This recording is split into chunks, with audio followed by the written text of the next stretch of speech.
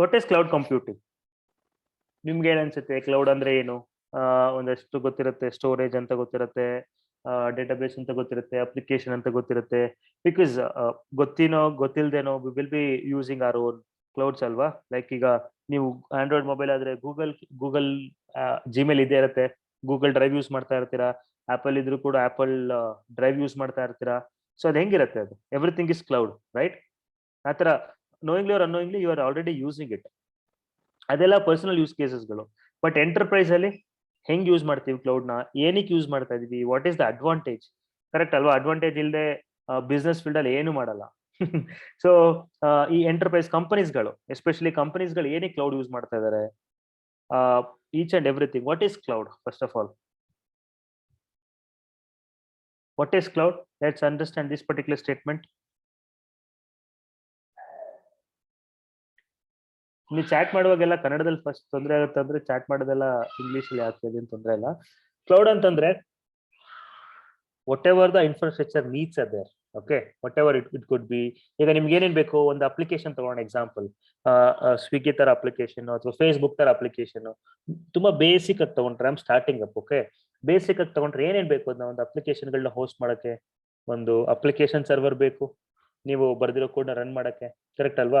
ಈಗ ನೀವು ಕೋಡ್ ಹೆಂಗ್ ಮಾಡ್ತೀರಾ? ಫಸ್ಟ್ ನಿಮ್ ಲ್ಯಾಪ್ಟಾಪ್ ಅಲ್ಲಿ ಮಾಡ್ತೀರಾ, ರನ್ ಆಗ್ತಾ ಇದೆಯಾ ಅಂತ ನಿಮ್ ಲ್ಯಾಪ್ಟಾಪ್ ಅಲ್ಲೇ ಚೆಕ್ ಮಾಡ್ತೀರಾ.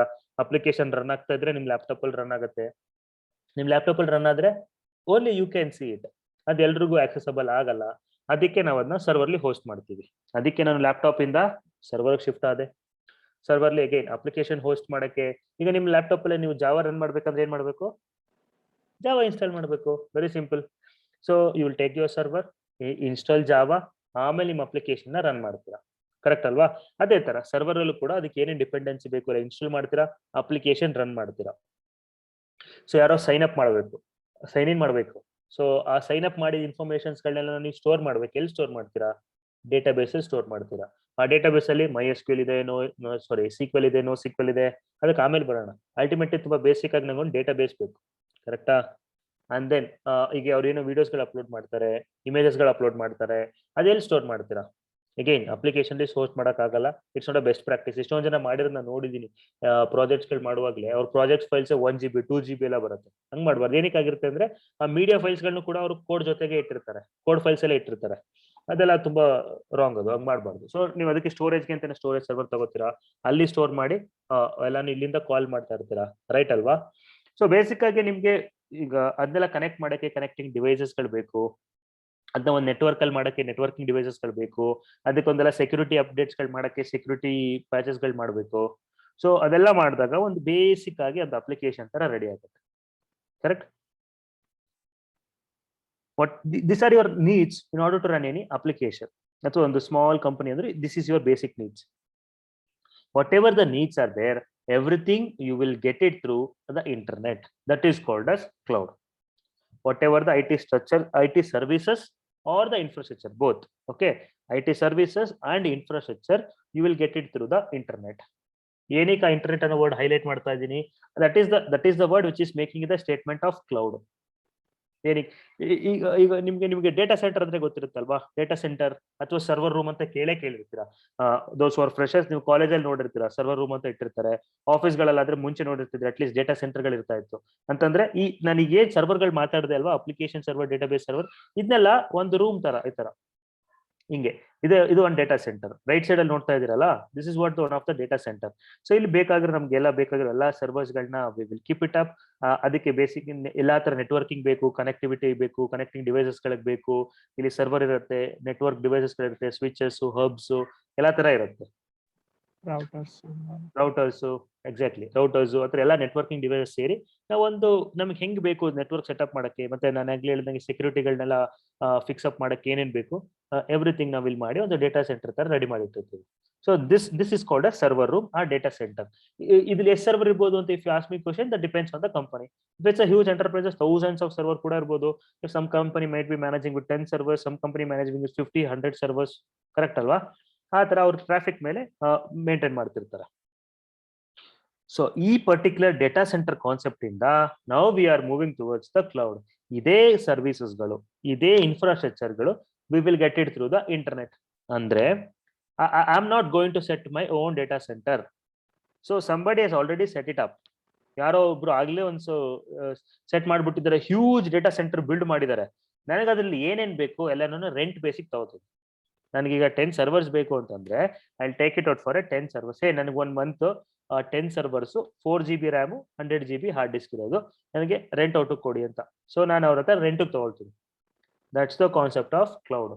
Everything I'm getting through the internet on a rent basis. That's called as cloud. What is your IT infrastructure needs ಇದೆ ಎಲ್ಲಾನು ನಾನು ಕ್ಲೌಡ್ ಅಲ್ಲಿ ತಗೊಂಡು ರೆಂಟ್ ತಗೊಂಡು ನಾನು ನನ್ನ ಕಸ್ಟಮರ್ಸ್ಗೆ ಅಪ್ಲಿಕೇಶನ್ ಲಾಂಚ್ ಮಾಡಿ ಕೊಡ್ತಾ ಇದ್ದೀನಿ.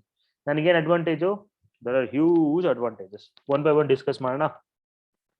ಈಗ ಫಸ್ಟ್ ಆಫ್ ಆಲ್ ನಿಮ್ಗೆ ಡೇಟಾ ಸೆಂಟರ್ ಇಷ್ಟೇ ಅಲ್ಲ, ಇದು ನಿಮ್ಗೆ ನೋಡೋಕೆ ತುಂಬಾ ಸಿಂಪಲ್ ಅಥವಾ ಸಿಂಪಲ್ ಅನ್ನಿಸ್ತಾ ಇಲ್ಲ ಫಸ್ಟ್ ಆಫ್ ಆಲ್. ಯಾಕಂದ್ರೆ ನೀವೇ ನೋಡ್ತಾ ಇದ್ರೆ ನೆಟ್ವರ್ಕಿಂಗ್ ಡಿವೈಸಸ್ ಗಳು ಹೆಂಗಿದೆ, ಹೆಂಗೆ ಕನೆಕ್ಟ್ ಮಾಡಿದ್ದಾರೆ, ಇದು ತುಂಬಾ ಸಿಂಪಲ್ ಅಂದ್ರೆ ನಿಂಗಿರುತ್ತೆ. One fortunate thing about me, like ನಾನು ಫಸ್ಟ್ ಕಂಪ್ನಿ ಜಾಯ್ನ್ ಆದಾಗ ಅವಾಗಿನ್ನು ಡೇಟಾ ಸೆಂಟರ್ ಆಯ್ತು, ನಾನು ಅದ್ರ ಜೊತೆ ವರ್ಕ್ ಮಾಡಿದ್ದೀನಿ. ಇದು ಅಷ್ಟೊಂದು ಒಂದ್ ಕೇಬಲ್ ಎಲ್ಲಿ ತೆಗೆದ್ರು ಅದು ಎಲ್ಲಿ ಕನೆಕ್ಟ್ ಮಾಡಿದೀವಿ, ಅದು it's like A blunder. Huge things ಇರುತ್ತೆ. ಮತ್ತೆ ಇದನ್ನ ಯಾವಾಗ್ಲೂ 24 ಬಾರ್ ಪವರ್ ಸಪ್ಲೈ ಇರಲೇಬೇಕು. ಏನಕ್ಕೆ? ಅಫ್ಕೋರ್ಸ್ ಸರ್ವರ್ಗೆ ಕರೆಂಟ್ ಇಲ್ಲ ಅಂದ್ರೆ ಆಫ್ ಆಗುತ್ತೆ, ಅಪ್ಲಿಕೇಶನ್ ಡೌನ್ ಆಗುತ್ತೆ, as simple as that. So power ಇರಬೇಕು, ಆ ಪವರ್ಗೆ ಪವರ್ ಬ್ಯಾಕಪ್ ಇಟ್ಟಿರ್ತೀವಿ. ಪವರ್ ಬ್ಯಾಕಪ್ ಒಂದು ಬ್ಯಾಕಪ್, ಆತರ ಮಲ್ಟಿಪಲ್ ಪವರ್ಸ್ ಇರುತ್ತೆ. So though you are using or not, ನೀವು ಪೇ ಅಂತೂ ಮಾಡ್ತಾ ಇರ್ತೀರಾ. ನೆಕ್ಸ್ಟ್ ಇದು ಯಾವಾಗ್ಲೂ ಏನೋ AC ಇಷ್ಟೇ ಟೆಂಪರೇಚರ್ ಅಲ್ಲಿ ಮೇಂಟೈನ್ ಮಾಡ್ಬೇಕಂತೆಲ್ಲ ಇರುತ್ತೆ. ಯಾಕಂದ್ರೆ ನಿಮ್ಗೆ ಗೊತ್ತು ಎಲ್ಲದಕ್ಕೂ ರೀಸನ್ ಇದೆ. ಈಗ ನೀವು ನಿಮ್ ಲ್ಯಾಪ್ಟಾಪ್ ಅಲ್ಲೇ ಜಾಸ್ತಿ ಗೇಮ್ಸ್ ಗಳು ಆಡಿದ್ರೆ ಎಷ್ಟು ಬೇಗ ಹೀಟ್ ಅಪ್ ಆಗುತ್ತಲ್ವಾ, ಅದೇ ತರ ನೀನ್ ಸರ್ವರ್ ಅಪ್ಲಿಕೇಶನ್ ರನ್ ಆಗ್ತಾ ಇದೆ, ಅದಕ್ಕೆ ಎಷ್ಟು ಜನ ಹಿಟ್ ಮಾಡ್ತಿರ್ತಾರೆ ಅಂದ್ರೆ ಸರ್ವರ್ ಕೂಡ ಹೀಟ್ ಆಗ್ತಾ ಇರುತ್ತೆ. ಸೊ ಅದು ನಿಮ್ಗೂ ಗೊತ್ತಿರ್ಬೋದು, ಸರ್ವರ್ ಹೀಟ್ ಆಯ್ತು ಅಂದ್ರೆ ಒಂದ್ಸರಿ ಸರ್ವರ್ ವಿಲ್ ಬಿಕಮ್ ಇರ್ರೆಸ್ಪಾನ್ಸಿವ್. ಅವಾಗ ಏನ್ ಮಾಡ್ತೀರಾ, ಪುನಃ ಅಪ್ಲಿಕೇಶನ್ ಡೌನ್ ಆಗುತ್ತೆ. ಅದನ್ನ ಕೂಲ್ ಮಾಡಕ್ಕೆ ಅಂತ ಇದೆಲ್ಲ ಏನು ಮೇಂಟೆನೆನ್ಸ್ ಕಾಸ್ಟ್ಗಳು. ಅದಲ್ಲದೆ ಡೇಟಾ ಸೆಂಟರ್ ಇಂಜಿನಿಯರ್ ಬೇಕು ಸ್ಪೆಸಿಫಿಕ್ ಆಗಿ. ಮತ್ತೆ each and every server it self is a costly. ಅದೇನು ಏನೋ ಸ್ಮಾಲ್ ಡೀಲ್ ಅಲ್ಲ, ಒಂದು ಸರ್ವರ್ ಪರ್ಚೇಸ್ ಮಾಡ್ಬಿಡೋಣ ಇಷ್ಟೇ ಕಡಿಮೆ ದುಡ್ಡು ಅಂತ. It's a costly affair. ಒಂದೊಂದು ಸರ್ವರ್ 20 lakhs 25 lakhs ಆತರ ಮಿನಿಮಮ್ ಅಂದ್ರೂ ಆತರ ಎಲ್ಲ ಇದೆ ಪ್ರೈಸಸ್ಗಳು. ಅದಕ್ಕೆ ನೀವು ಮಲ್ಟಿಪಲ್ ವೆಂಡರ್ಸ್ ಜೊತೆ ಮಾತಾಡಿ ಸರ್ವರ್ ಪರ್ಚೇಸ್ ಮಾಡಿ ಇಷ್ಟೆಲ್ಲ ಮೇಂಟೈನ್ ಮಾಡಬೇಕು. And people were doing it, ಇದೆಲ್ಲಾನು ಮಾಡ್ತಾ ಇದ್ರು. ಈಗ ಕ್ಲೌಡ್ ಇದೆ ಅಂತ ಎಲ್ಲರೂ ಅಡ್ವಾಂಟೇಜಸ್ ಹೇಳ್ತಾರೆ ಹೊರತು, but previous to that people were doing it. ಒಂದ್ ಸ್ವಲ್ಪ ಹಿಸ್ಟ್ರಿ ಬೇಕು ಅಂದ್ರೆ ನಿಮಗೆ ಕ್ಲೌಡ್ ಅಂತ ಬಂದಿದ್ದು in the year of 2008 or 9 ಆಯ್ತಾ. 2008 ಎಂಡ್ ಅಲ್ಲಿ ಅಥವಾ 2009 ಅಲ್ಲಿ AWS ಅಮೆಝಾನ್ ಇದೆಯಲ್ಲ, ಈ ಅಮೆಝಾನ್ ಕಂಪನಿ ಅವರೇ they are the pioneers for this word called cloud. ಅವರಿಂದಾನೇ cloud computing. It's been like almost like 12 years. ಇವಾಗ ಯಾರು 15+ ಅಂತ ಹಾಕೊಂಡಿದ್ರೆ ಎಕ್ಸ್ಪೀರಿಯನ್ಸ್ ಅದು ಕಷ್ಟ. ಕ್ಲೌಡ್ ಬಂದಿದೆ ಅವಾಗ. ಇದು AWS ಅವ್ರಿಗೆ ಹೆಂಗ್ ಕಾನ್ಸೆಪ್ಟ್ ಬಂತು ಅಂದ್ರೆ, ಈ ಪಾಯಿಂಟ್ ಆಮೇಲೆ ಬರೋಣ ಅಂತಿದೆ ಬಟ್ ಈಗಲೇ ಹೇಳ್ತೀನಿ. AWS ಅವ್ರು ಥಿಂಕ್ ಮಾಡ್ತಾ ಇದ್ರು, AWS ಅನ್ನೋದಕ್ಕಿಂತ ಅಮೆಝಾನ್ ಅವರು ಈಗ ಜನಕ್ಕೆ ಏನೇನ್ ಬೇಕು ನಾವು ಡೆಲಿವರ್ ಮಾಡ್ತೀವಿ. ಈಗ ನಮ್ಮ ಅಮೆಝಾನ್ ಆಪ್ ಇಂದ ಕೆಲವರು ಬುಕ್ ಆರ್ಡರ್ ಮಾಡ್ತಾರೆ, ಕೆಲವರು ಶೂ ಆರ್ಡರ್ ಮಾಡ್ತಾರೆ, ಇನ್ ಕೆಲವರು ಏನೇನ್ ಬೇಕು ಆರ್ಡರ್ ಮಾಡ್ತಾರೆ. And we are delivering to the people. ನಾವ್ಯಾಕೆ ಅದೇನೆ IT ಇಂಡಸ್ಟ್ರಿಗೆ ಮಾಡಬಾರ್ದು? Why can't we do the same thing to the IT industry ಅಲ್ವಾ? ಇಂಡಸ್ಟ್ರಿಗೆ ಏನ್ ಬೇಕು? ಈಗ ಇಂಡಸ್ಟ್ರಿ ರನ್ ಮಾಡ್ಬೇಕು ಅಂದ್ರೆ ಏನ್ ಬೇಕು? ಸರ್ವರ್ ಬೇಕು, ನೆಟ್ವರ್ಕಿಂಗ್ ಡಿವೈಸಸ್ ಗಳು ಬೇಕು, ಕೇಬಲ್ ಬೇಕು.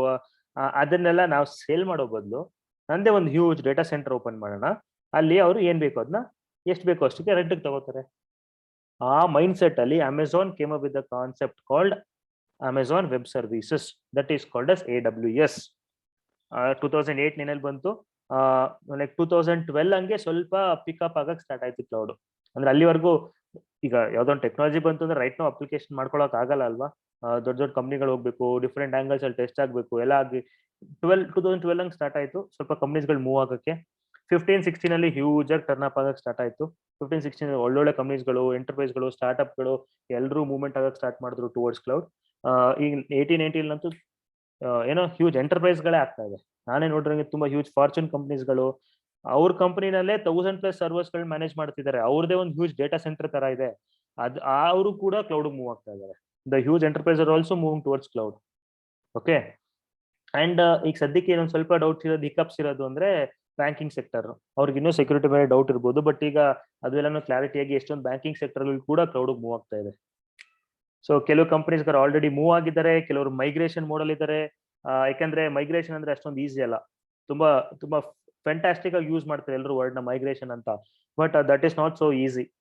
ಅದೇ ಎಸ್ಪೆಷಲಿ ಎಂಟರ್ಪ್ರೈಸ್ ಅಂತ ಬಂತು ಅಂದ್ರೆ migration it will run for like 1 or 2 years easily. 1 or 2 years ಮುಗಿಯೋದಿಲ್ಲ ಎಷ್ಟೊಂದ್ ಸರಿ. 1 or 2 years ಮೈಗ್ರೇಟ್ ಮಾಡ್ತಾನೆ ಇರ್ತೀವಿ. ಯಾಕಂದ್ರೆ ಓಕೆ ಇವತ್ತು ಇಲ್ಲಿ ಸ್ಟಾಪ್ ಮಾಡಪ್ಪ, ನಮ್ ಡೇಟಾ ಸೆಂಟರ್ ಸ್ಟಾಪ್ ಮಾಡೋ, ಇಲ್ಲ AWS ಲಾಂಚ್ ಮಾಡ್ಕೊಳ್ಳೋಣ, ಆತರ ಅಷ್ಟೊಂದು ಈಸಿ ಗೋ ಅಲ್ಲ. ಪ್ರತಿಯೊಂದಕ್ಕೂ ಇಲ್ಲಿಂದ ಇಲ್ಲಿ ರನ್ ಮಾಡ್ತಾ ಇರ್ತೀವಿ, ಅದಕ್ಕೊಂದು ಡಿಸಾಸ್ಟರ್ ರಿಕವರಿ ರೆಡಿ ಮಾಡ್ತೀವಿ. ಇಲ್ಲಿ ರನ್ ಆಗ್ತಾ ಇರುತ್ತೆ ಆಕ್ಟಿವ್ ಮೋಡ್ ರನ್ ಮಾಡ್ತೀವಿ, ಆಕ್ಟಿವ್ ಪ್ಯಾಸಿವ್ ಮೋಡ್ ರನ್ ಮಾಡ್ತೀವಿ ಫಸ್ಟ್. ಅಂದ್ರೆ ಇದೇ ತರ ಸಿಮಿಲರ್ ಸೆಟಪ್ ಅಲ್ಲಿ ರೆಡಿ ಮಾಡ್ತೀವಿ. ಒಂದ್ ಸ್ವಲ್ಪ ಟ್ರಾಫಿಕ್ ನ ಮೂವ್ ಮಾಡ್ತೀವಿ ಹೊಸದಕ್ಕೆ ಡೇಟಾ ಸೆಂಟರ್ಗೆ, ಅದೆಲ್ಲ ಸರಿ ಆಗ್ತಿದೆ ಅಂತ ಸ್ವಲ್ಪ ಸ್ವಲ್ಪ ಆತರ ಮೂವ್ ಮಾಡ್ಕೊಂಡು ಮೈಗ್ರೇಷನ್ ಮಾಡ್ಬೇಕು. Some companies are in that mode. Some companies are already migrated, so you should have end-to-end knowledge on cloud to work on those. In ಕೆಲವು ಆಗುತ್ತೆ, ಇನ್ನು ಸ್ವಲ್ಪ ಪೆಂಡಿಂಗ್ ಏನಿದೆ ಅದು ಆಗುತ್ತೆ. And AWS is running the market like anything. More than 50% of the cloud market is with AWS. 2008-9 ಅಲ್ಲಿ ಅದು ಬಂದ್ಮೇಲೆ ಆಮೇಲೆ ಲೈಕ್ 11 or 12 ಅಲ್ಲಿ ಮೈಕ್ರೋಸಾಫ್ಟ್ ಅಜೂರ್ ಕೂಡ ಹೊಸ ಪ್ರಾಡಕ್ಟ್ ಲಾಂಚ್ ಮಾಡ್ತು ಅವ್ರದ್ದು, ದಟ್ ಈಸ್ ಮೈಕ್ರೋಸಾಫ್ಟ್ ಅಜೂರ್. ಆಮೇಲೆ ಗೂಗಲ್ ಬಂತು, ಗೂಗಲ್ ಕ್ಲೌಡ್ ಪ್ಲಾಟ್ಫಾರ್ಮ್. ಇವಾಗ ಇನ್ನೂ ತುಂಬಾ ಇದೆ. ಈ ಮೂರ್ ಜೊತೆಗೆ IBM ಬ್ಲೂಮಿಕ್ಸ್ ಇದೆ, ಒರಾಕಲ್ ಕ್ಲೌಡ್ಸ್ ಇದೆ, ಹಂಗೆ ಸುಮಾರು ಇದೆ ಕ್ಲೌಡ್ಸ್ ಗಳೀಗ. ಬಟ್ ಇವು ಮೂರು ಲೀಡಿಂಗ್, ಅದ್ರಲ್ಲಿ AWS is leading the market because of their costing ಇರ್ಬೋದು ಅದೆಲ್ಲ. So this is a brief about it.